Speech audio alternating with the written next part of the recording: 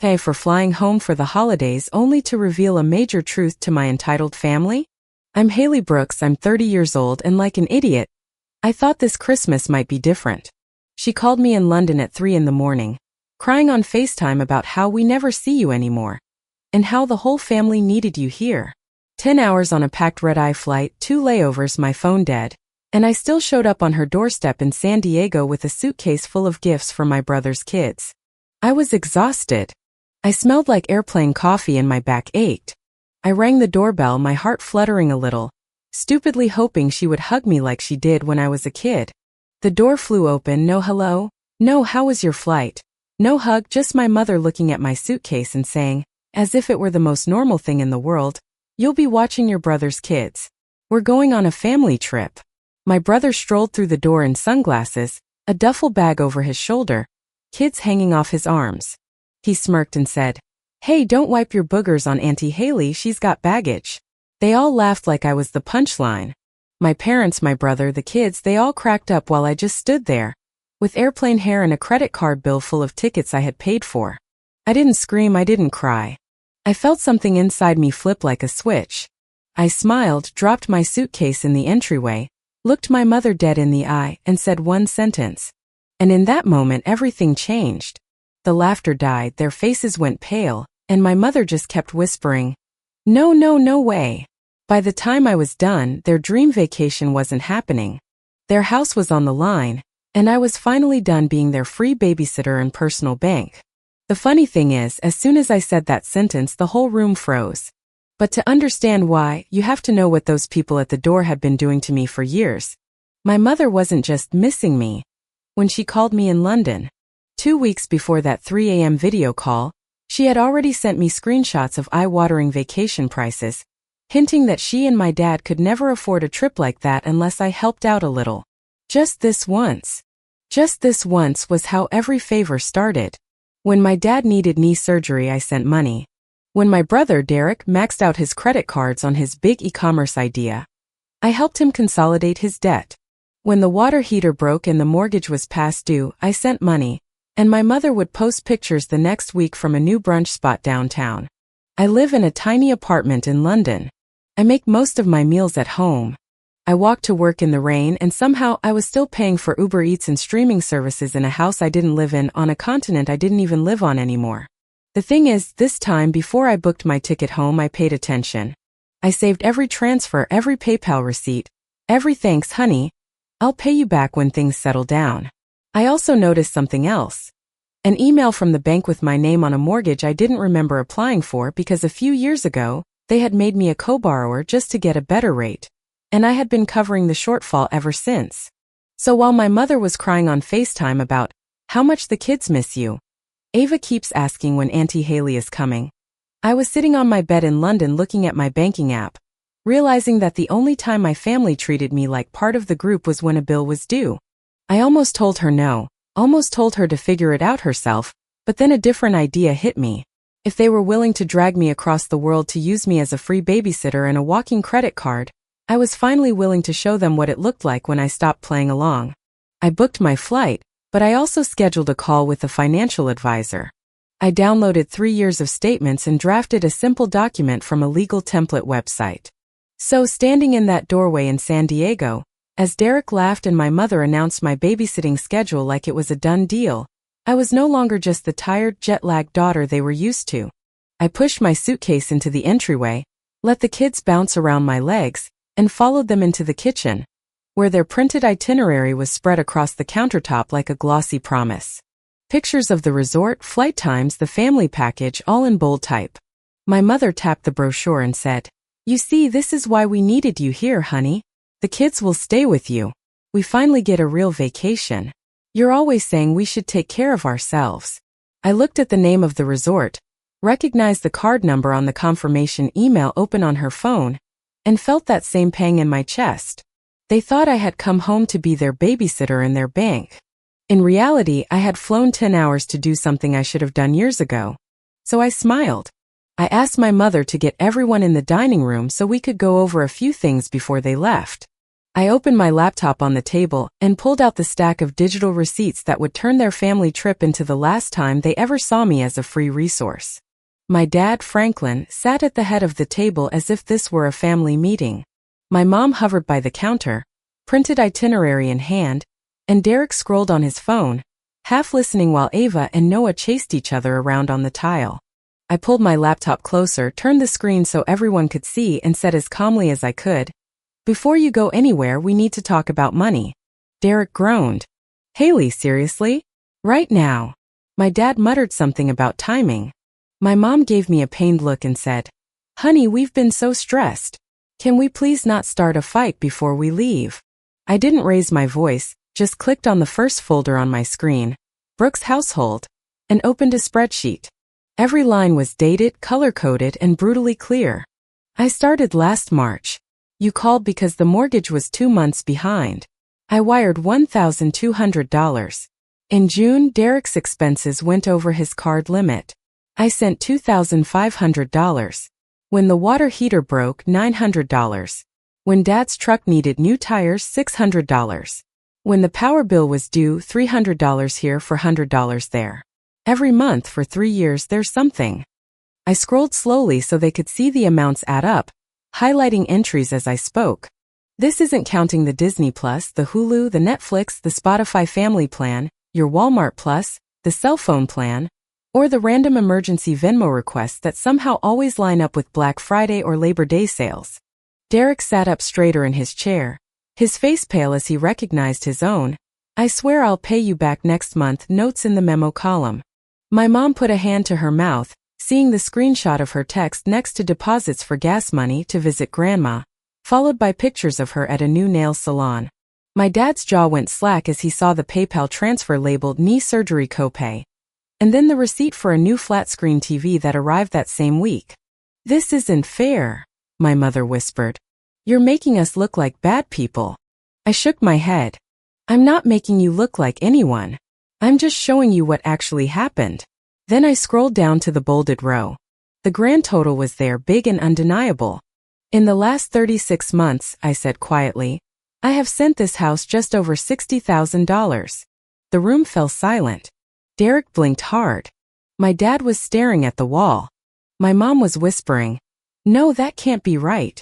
That can't be right." As if saying it enough would make the math change.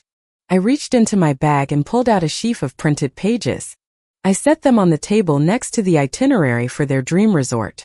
"This," I said, "is a simple agreement. It's not a lawsuit. I'm not taking you to court. It's just a record that you all acknowledge you owe me this money, and that you'll start paying it back. Even if it's just a little bit, 50 a month, 100, whatever." I had it drawn up from a legal template. My advisor looked it over. "It just says that I tapped the $60,000 on the screen. That this was not a gift." My dad finally snapped out of his stupor. "We're family," he barked. "You don't do this to family over debts. What, are you going to sue your own parents?" I met his gaze. Family doesn't hide a mortgage in their daughter's name and then call her when the payments are late. Family doesn't spend their money on vacations and brunches and then tell everyone she abandoned them. My mom flinched as if I had slapped her. Derek snatched the pages, scanned the first paragraph, and his voice cracked. "This is insane. I can't pay this back. None of us can." I leaned back in my chair. "I know. And I don't expect you to. Not all at once, but I am done living in a world where you play the victim and I'm the selfish professional overseas. If you ever tell a neighbor, a cousin, or a Facebook user that I left you with nothing, I will show them these numbers. I will show them every transfer, every bill I paid. Every time you chose Starbucks over the electric bill, because you knew I'd rescue you." My mom shook her head over and over, whispering, "No, no way. You wouldn't do that, Haley. You wouldn't humiliate your own family." I shrugged. "I don't plan to. As long as you stop lying." Then I clicked on another tab, the one for the resort booking confirmation. The familiar logo filled the screen, along with their names, dates, and a little note at the bottom with the last 4 digits of the card on file. "My card. And about that family trip you're so excited about," I added. My voice was still calm. "You might want to sit down for this part." My father scowled. "What are you talking about?" I pointed to the status line underneath the booking number. Cancelled. 3 days ago, I called the resort and the airline. I told them that since the reservations were made on my card and my account, I had every right. The package has been refunded. The flight credits have been transferred. So when I told you at the door that I wasn't going to be babysitting while you went on vacation, my father shot out of his chair at the sight of the word cancelled, as if he could intimidate the screen into changing. You had no right, he snapped. Those are our tickets. I didn't even flinch. I bought them with my card from my account with my money, I said. The right was all mine. He opened his mouth to argue, but I was already moving on to the next window. And that brings me to the house we're standing in right now. On the screen was a bank email with both of our names. Franklin Brooks and Haley Brooks, co-borrowers. My dad stared at it. His face went ashen. My mom whispered, Haley, please, don't we told you that was just paperwork? I swallowed past the lump in my throat. You told me it was a formality, I said. You told me it wouldn't affect me, but I'm the one who's been paying the shortfalls on this mortgage for years. Every time you missed a bill, it hit my credit too. I clicked a button, and a small video window popped up in the corner of the screen. My financial advisor's face appeared, framed by a home office in London. We had talked before I got on the plane. Hi, Haley, she said. Is now still a good time? I angled the laptop slightly so my parents could see her. Perfect, I said. You remember my family situation?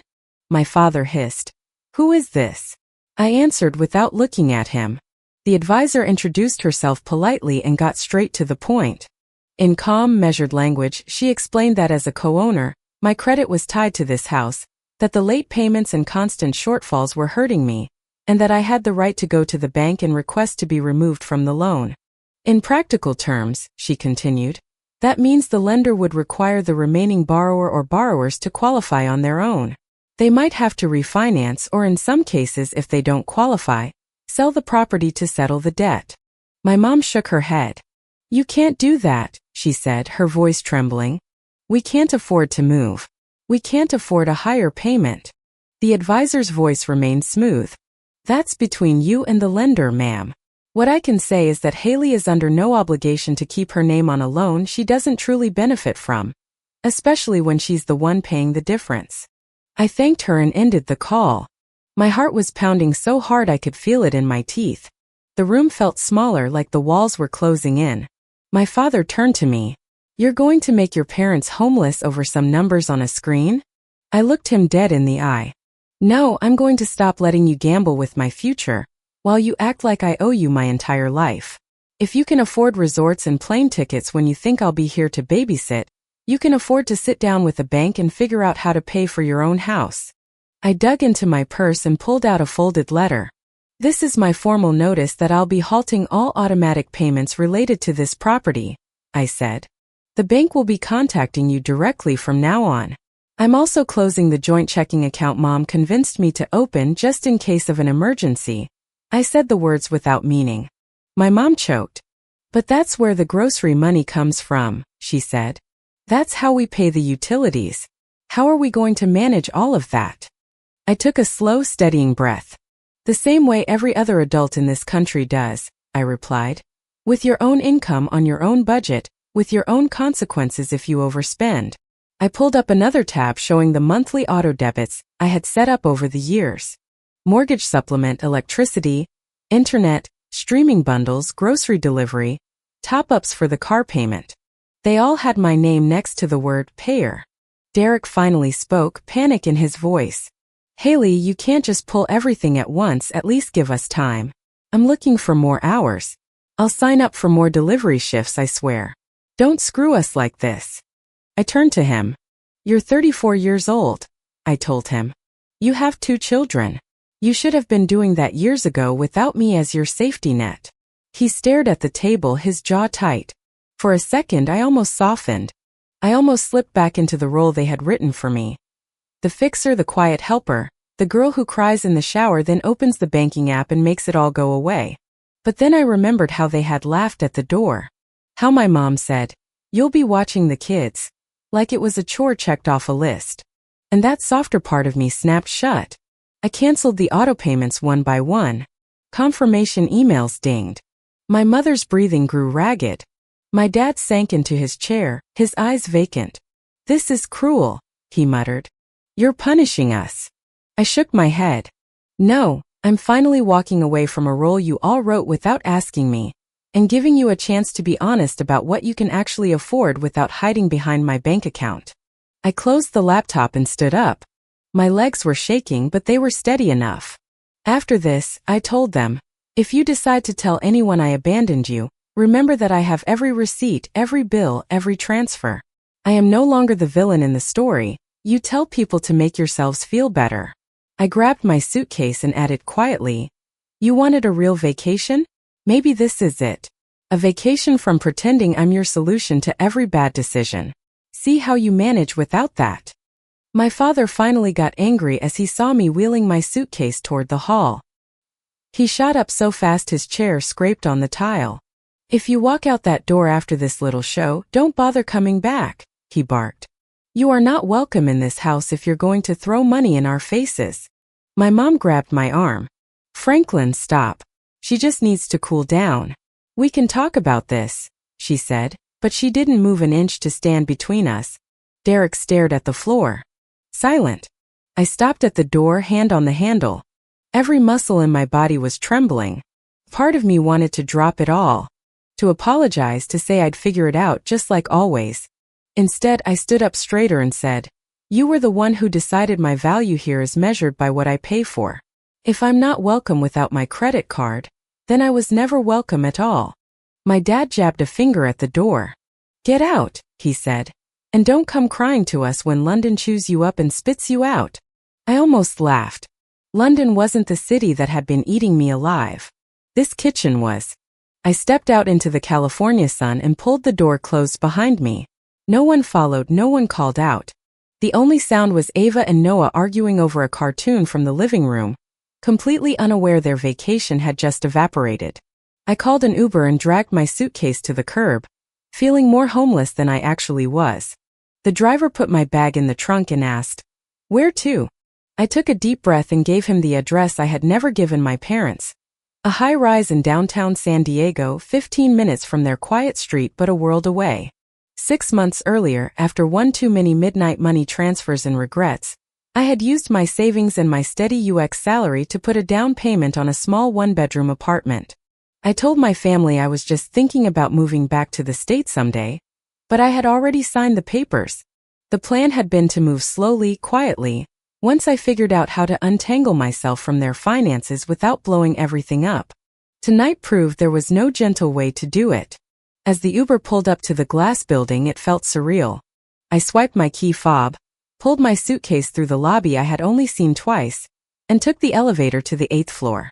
The apartment smelled like fresh paint and new carpet, not like anyone else's cooking or stress or desperation, just empty, just mine. I dropped my suitcase in the middle of the living room and stood by the window, looking out at the city lights. For the first time in years, my phone wasn't vibrating with questions like, "Can you spot me something till Friday?" Or "The card got declined, can you fix it?" I opened my banking app and went through the last few things still in my name and still unpaid for. The family Disney Plus. Cancelled. The Hulu bundle. Cancelled. The Spotify family account, the shared cloud storage, the random Apple charges for games the kids downloaded. Cancelled. Cancelled. Each confirmation email was like severing a cord that had been tied around my ribs for a decade. I made myself a cheap supermarket coffee in my new, barely stocked kitchen and sat cross-legged on the floor because I didn't have a sofa yet. In the quiet, without my mother's constant sighs or my father's blaring TV, the doubt crept in. What if I'd gone too far? What if they really couldn't keep the lights on without me?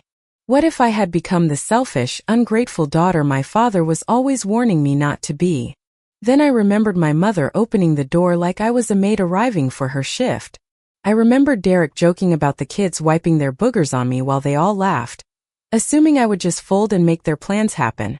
And underneath the fear and the guilt, something else settled in my chest for the first time in years. A thin, quiet layer of peace. They were going to feel the impact of my absence, no doubt. The bills would come. The late fees would stack up. and the life they had built on my invisible salary would start to wobble. But tonight, in this small, echoing apartment, there was no one left to save but me. I sipped my coffee, opened my laptop again, and watched as new emails started to arrive from the bank, the utility companies, and the streaming services, all confirming what I already knew. For the first time, my family was on their own. The first sign that my choices were actually landing wasn't a phone call or a text, it was on Facebook. About a week after I moved into the apartment, my friend Tessa sent me a screenshot with a simple message. "Have you seen this?" It was my dad's profile, his name right above a long dramatic status about how some kids forget who raised them as soon as they get a fancy job overseas, and how he and my mom were left with nothing right before Christmas. He never used my name, but he didn't have to. Our daughter flew in from London and decided money was more important than blood. He had written, "Pray for us." Below it were comments from people who had known me since I had braces. "I'm so sorry, Franklin. That's awful. Kids these days don't understand family. You gave her everything and this is how she repays you?" One woman added, "If she won't help you, maybe you should start a GoFundMe and we can all share it." My stomach turned like I had swallowed ice. He was doing exactly what I had warned him not to do. He was playing the helpless victim and casting me as the heartless villain, rewriting the entire story for an audience that had no idea how many times I had quietly paid their bills. For a minute, I paced my small living room, phone in hand, my fingers hovering over the call button.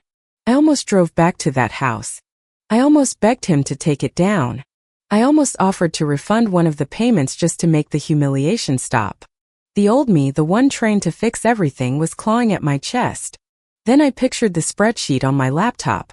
I pictured the email linking my name to their mortgage, the mountains of transfers, the way my mother had looked right past me at my suitcase when she opened the door, like I was a delivery driver dropping off a package. That image grounded me. Instead of calling my dad, I opened my email and pulled up the thread with my financial advisor. I told her about the post, about how my family had been using my money for years while claiming they were barely surviving. And I asked a simple question. Was there anything else I should do to protect myself now that I had cut them off? She responded calmly and in detail about documenting everything, keeping copies of every transfer against every bill, and making sure the bank and relevant agencies had a full picture of who had paid for what.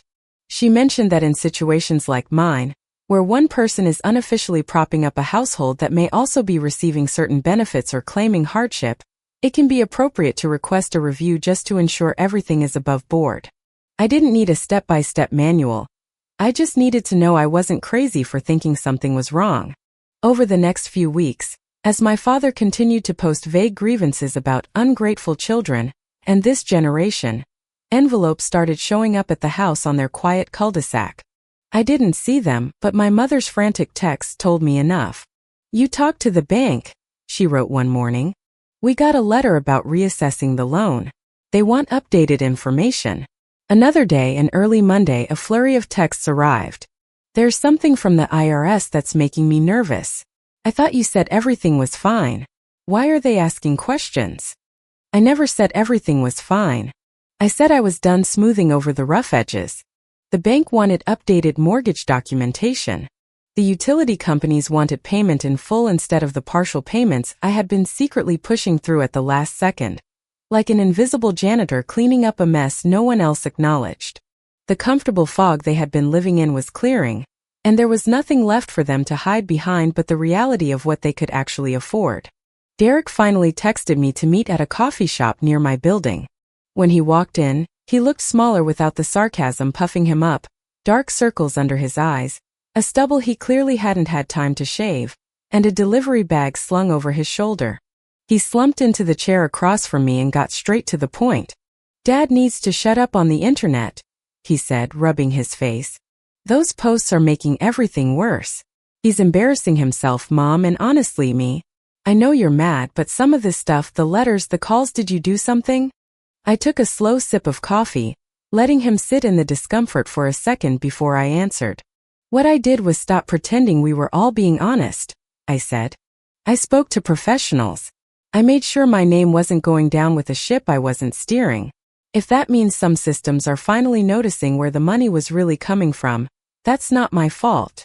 He stared at the table and then admitted he had picked up more shifts, sold some of his old tech equipment, and moved his kids into a smaller room so he could get a roommate and cut down on rent. It's a struggle, he said quietly. Comment. It can be so hard to draw a line with the people we love. Setting boundaries is not about pushing people away, but about protecting your own peace. True kindness must always include being kind to yourself first.